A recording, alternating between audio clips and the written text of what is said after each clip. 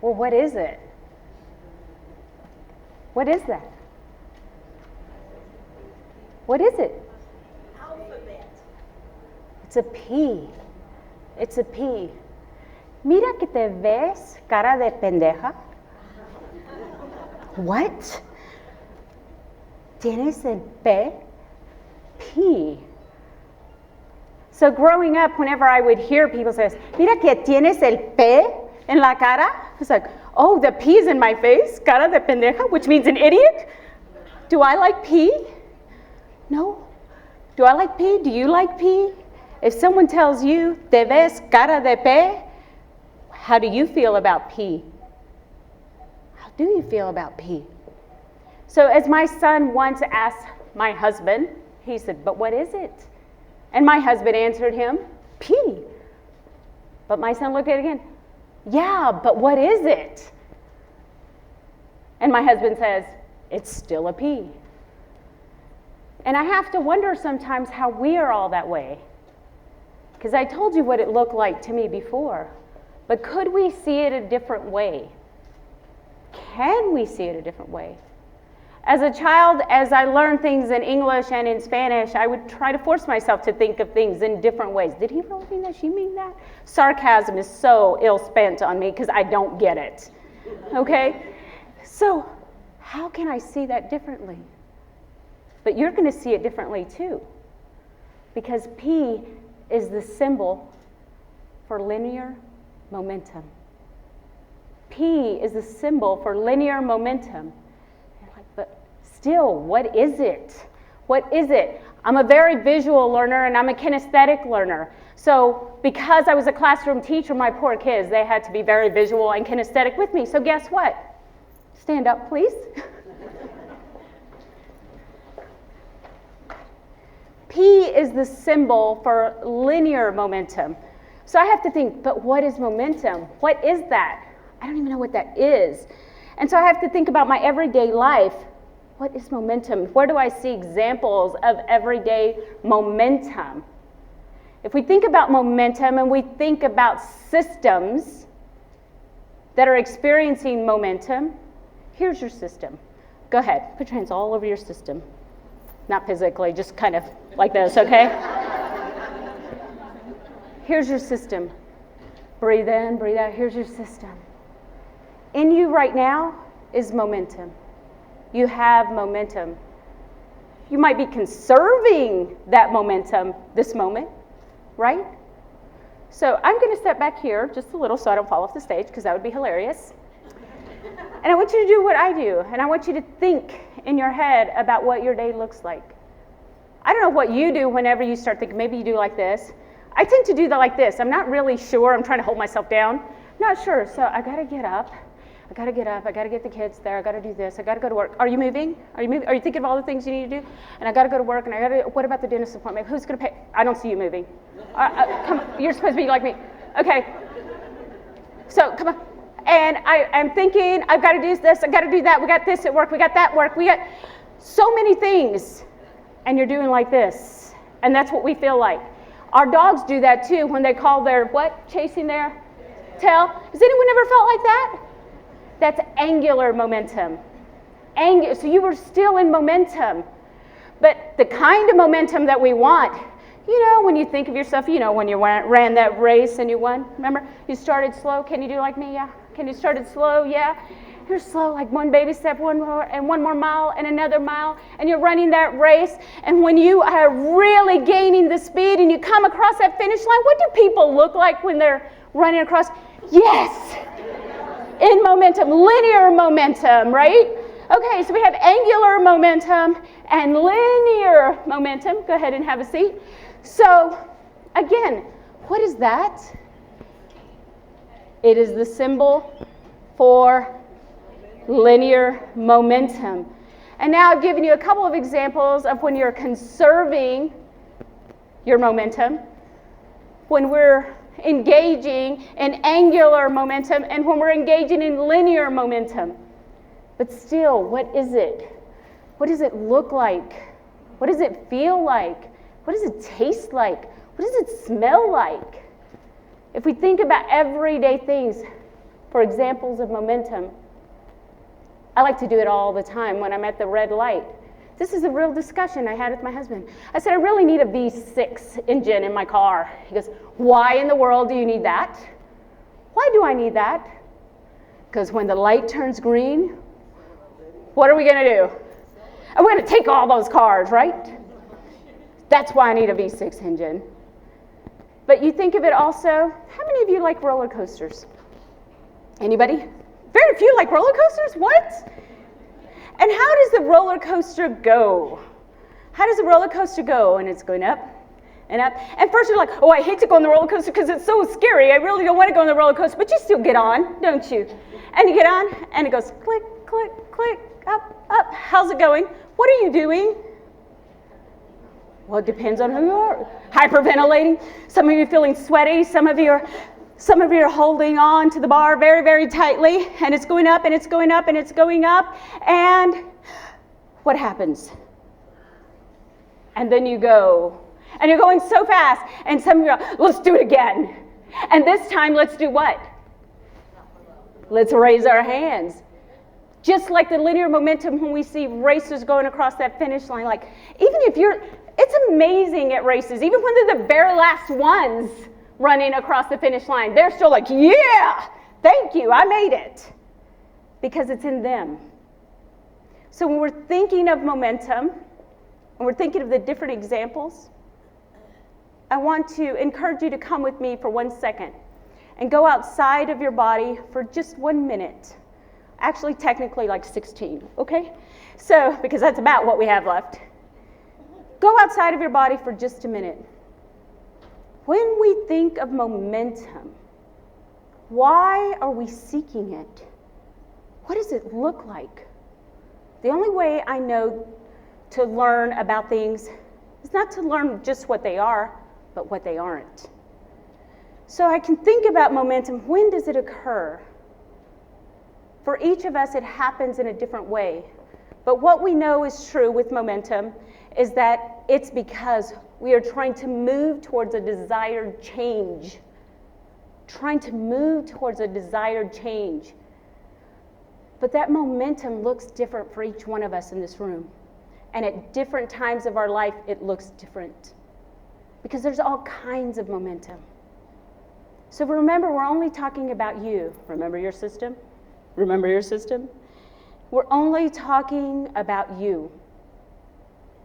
Are you seeking momentum, spiritual momentum, right here in you? The spiritual aspect of you, the part in you, the place where you go to seek your strength, the place where you find meaning? Are you seeking mental, intellectual, emotional momentum? A change in a way of thinking, of being and feeling? Are you seeking physical momentum? I've really got to lose weight. I've got to start on that. I've got to do something about this. I've got to get faster, shorter, taller, leaner, whatever. Are you looking for the physical part of it? There's so many different types of momentum and different aspects of our being. But one that is true for all of us that are here today, of course, is that there's also momentum in our relationships, both our personal and our professional relationships. Are we seeking change in that? Whatever area that you're seeking momentum in, there are some truths. Now, we can be standing there and doing nothing, conserving this. But for whatever type of momentum that you're seeking in your life, we know some facts about it. And the number one thing is we have to know the why. Why? What is the vision or the mission of what you're seeking to do? What is your why? It's going to look different for each of us. Why are we doing this? And whatever we decide it is that we have to do a change in, we have to have a process or a plan. We have to know what this is going to look like. We have the why. We have the process and the plan, and we've got to work the plan. But what is true in momentum is that you shall not be successful alone. you can only be successful with others. You will shine brighter through others. So they will start coming to you. When you are seeking the same thing, you will find that you should hang out with people that have like goals. So we have to revisit, who are we hanging out with? What kind of books am I reading? What am I doing with my free time? You have to really think about that, because is that feeding your vision? If it's not, you need to do something else. Or you can't really say that it's your vision and your mission, because you're not doing it and giving it the proper attention. So you have to be doing that with others. And you can do it with others by recognizing their unique gifts. What are the gifts in others that they can bring to the situation? And what are your gifts that you can bring to theirs? So as we're doing all of this, this other thing happens to our momentum. You know those naysayers? Sometimes we call them the haters. They're really the F word. Like, what? They're the F word? Yeah, they're friction. What were you thinking? Because there are people in our lives that are the friction in our momentum. They are our obstacles. There are things that will happen that will cause us to feel overwhelmed, to get us off path. They are the friction. They are the inertia that are going to come in all situations. Know that it's going to happen. Knowing and preparing, embracing yourself for it is half the battle. Know that it's going to happen. So as you work towards your mission, as you're giving all of your attention to that, as you're seeking the gifts and others to come with you on that, know that there are unique life lessons through every single bad thing that's ever happened, and all the good things too. And when you have built a relationship of trust with those that are with you on your mission, on your journey, when you have that trust, true trust, you can be open with each other. You can say, maybe not so much of that. Maybe a little more of this. I thought we said we were going to do this, but now we're doing this. Get back on the plan.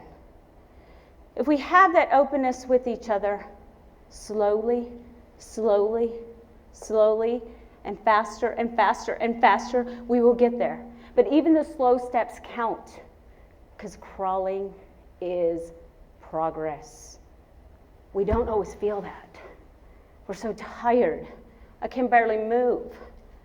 Crawling is progress. It feels heavy, but you're moving in the direction that you're seeking to go.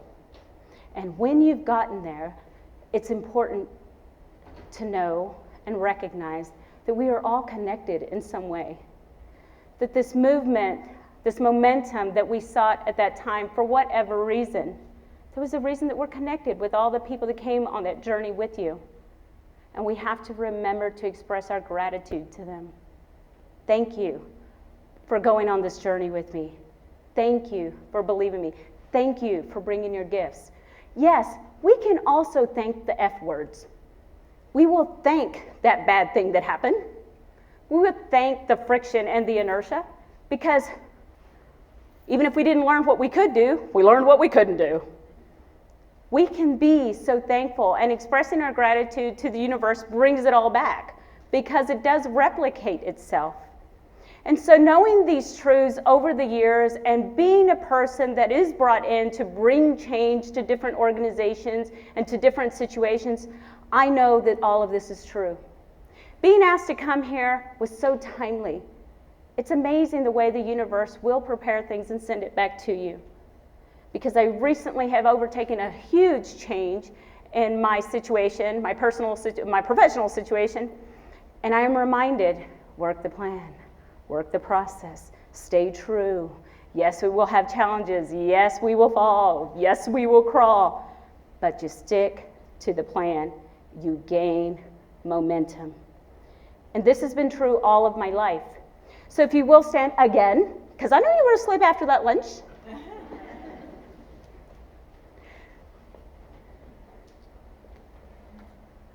You follow me, so make sure you don't have anything in your hands. What I know is that with every choice, plus every choice, equals the direction of my life. Because choice plus choice equals the direction of my life. Choice plus choice equals the direction of my life. Look at your neighbor. Choice plus choice equals the direction of my life. Now faster. Choice plus choice equals the direction of my life. Choice plus choice equals the direction of my life. And choice plus choice equals the direction of my life. Have a seat. Every choice plus the next choice equals the direction of your life. Every choice plus every choice equals the direction of your life. So as you're seeking a change, I hope you're seeking the desires of your heart in whichever aspect that we talk about, whether it is the spiritual, the mental, intellectual, emotional, whether it's the physical, whether it's the relational piece, personal or professional. Every choice plus your next choice is equaling the direction of your life. So I hope you're going to seek that. But when? When will I do that? Yeah, I was going to do that. Oh, I'm sorry, 10, 15 years have now passed. Yes. Now. You are as young as you're ever going to be. Right now. Right now. Maximize the present. Use that momentum now. I hope that you will choose to be the force and not the friction. I hope that you choose to be linear and not angular. Know that it's okay that sometimes we have to hold the bar on the roller coaster, but I hope that you'll remember that it's okay to also dare to put your hands up. And no matter what, the next time that you see this P, I hope someone says to you, "Te ves cara de pe," because I hope that they see that no matter what, you've made a choice to live with momentum, and good or bad, you're going to grow with it. Thank you so much.